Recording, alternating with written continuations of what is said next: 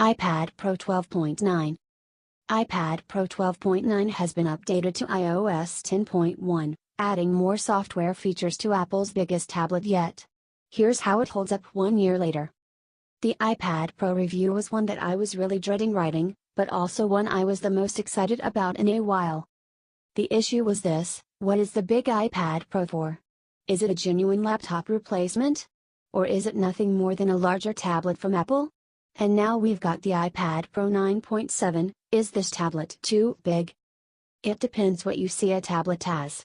For some, it's a device that sits on the sofa with you, and you sometimes idly think about getting a keyboard for it so you could do some writing on the go. For others, it's a laptop that packs a detachable screen for portability. The former scenario is where iPads, and most Android tablets, sit. The latter is more the domain of Windows devices, where the operating system and hardware collide with varying results. Apple doesn't seem to be pushing the iPad Pro 12.9 into any particular market though. It's designed to be a media hub, a decent word processor, a creative design tool, and then anything the app world can dream up besides. It's possible to use it as an enterprise device too, but there's a lot here that inches it enticingly towards the consumer world. To many, this is a direct rival to Microsoft's Surface Pro 4, but in reality the two devices are coming at the laptop replacement issue from different angles. The iPad Pro is designed for the casual user, one who doesn't need a computer all day long. It's not a MacBook Pro 2016 with a detachable screen. iOS 10.1 doesn't have El Capitan's capabilities. Microsoft's device is more for those who need to massively multitask all the time, using dedicated desktop applications to get everything done.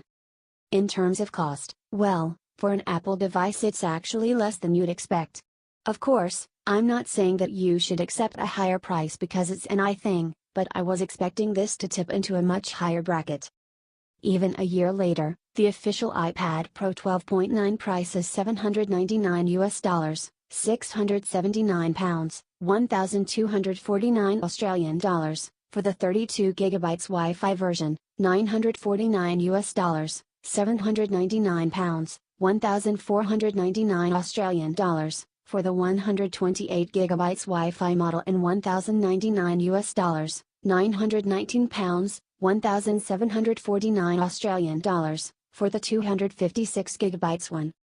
If you want cellular too, the smallest model is 128GB for $1,079, £899, 1,699 Australian dollars, or you can splash out on a 256GB Wi-Fi and 4G model for $1,229, £1,019, 1,949 Australian dollars.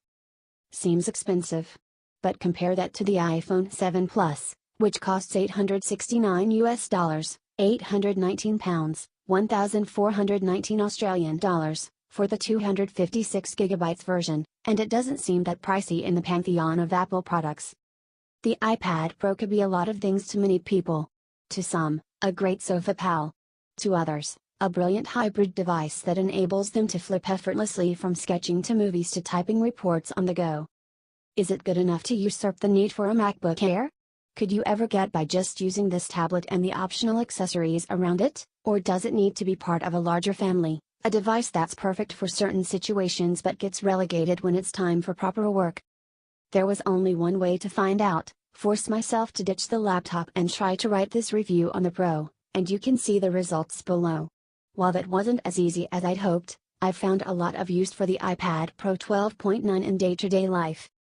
If you're looking for more things to do with your larger iPad, such as painting with a proper brush or getting a brilliant dock, check out our iPad Pro accessories page. Or if you want to just keep your fabulously expensive device safe, check out our best iPad cases roundup instead.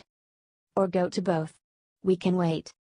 The iPad Pro is a much bigger device than the average tablet. With a 12.9-inch display, it's always going to be a bit hefty. The design language follows on strongly from the rest of the iPad family, with the same ceramic-like metal on the back, the curved edges and Touch ID home button above the Lightning port. However, the bezels are narrowed around the screen, in part to help the aesthetics but also to make sure this tablet doesn't get too gargantuan. The other nice additions are the 4 speakers in the corners of the device, each machined out like the mono speaker on the iPhone range, but much more powerful.